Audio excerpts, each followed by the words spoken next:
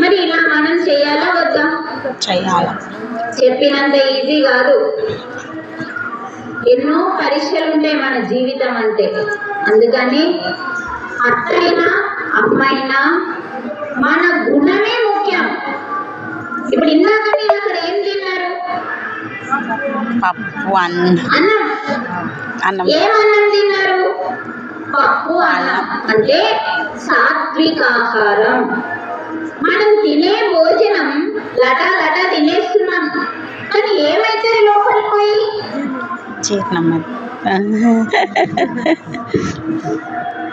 ఎంత అద్భుతమైన విషయం తెలుసుకోవాలి అంటే ఇక్కడ అన్నం తింటే ఆకలి మాత్రమే తీరుస్తుంది అని కాదు. అన్నం తింటే ఫస్ట్ మనకి మలంగా తయారైతుంది. అది అరిగి, మలం అంటే తెలుసు కదా, బయటకి విసర్జన చేసేది.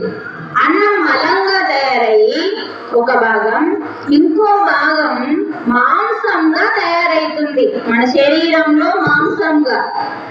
మరి ఇంకో భాగం ఏమైతుంది అంటే సూక్ష్మాతి సూక్ష్మంగా మన లోపల గుణంగా తయారైతుంది. మనం ఎటువంటి భోజనం తింటే అటువంటి గుణం మనకు వస్తుంది. అందుకే మనం తినాల్సిన ఆహారం శాకాహారం. మేకల కోళ్ళు ఏమి తింటే, మేకని కోస్తే హింస, కోడిని కోస్తే హింస. దేన్ని కోసితే కోస్తున్నాం, పీక కట్ చేస్తున్నాం, చంపేస్తున్నాం, అది హింస. ఆ భోజనం తింటే మీ గుణం ఎలా వస్తుంది?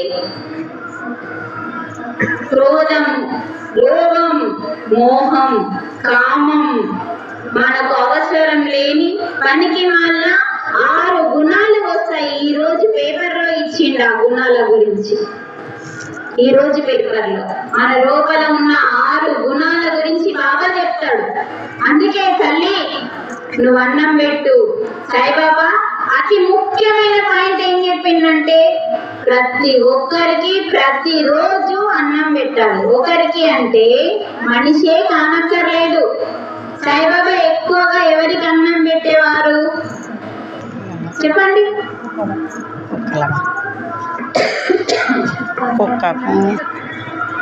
ఎవరికి? కుక్కలకి. అంటే ఎక్కువగా ఆయన దగ్గర ఉండేవి. ఆయన మనుషుల కంటే ఎక్కువగా మూగ జీవులని చూసేవాడు. అంటే ప్రతిరోజు మన ఇంటికి పక్షి వస్తుందా, అన్నం పెట్టు. కుక్క వస్తుందా, అన్నం పెట్టు.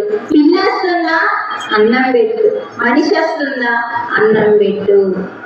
అంటే బాబా మనకేం నేర్పించిందంటే ప్రతిరోజు మనం అన్నం పెడుతూ ఉంటే ఆ అన్నము మన పాపాన్ని కడిగేస్తుంది అని చెప్పిండు.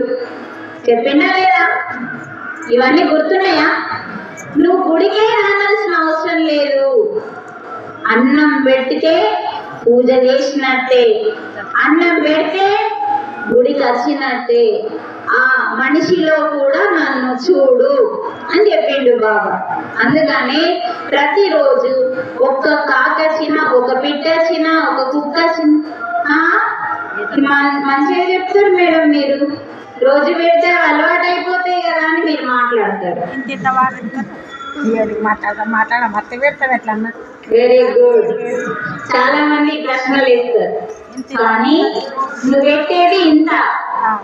మరి ఇంత పెడితే అలవాటైతే ఏం పోతుంది? ఏం కడుక్కుంటున్నావు నువ్వు? పాపం. నువ్వు చేసిన పాపాన్ని కడిగేస్తుంది నువ్వు పెట్టిన పిడికెడన్నం. అందుకని మనం రోజు తప్పనిసరిగా వంట చేయగానే మనం తినకూడదు అని గీతలో భగవానుడు చెప్తుండు. అది విషంగా మారుతుంది.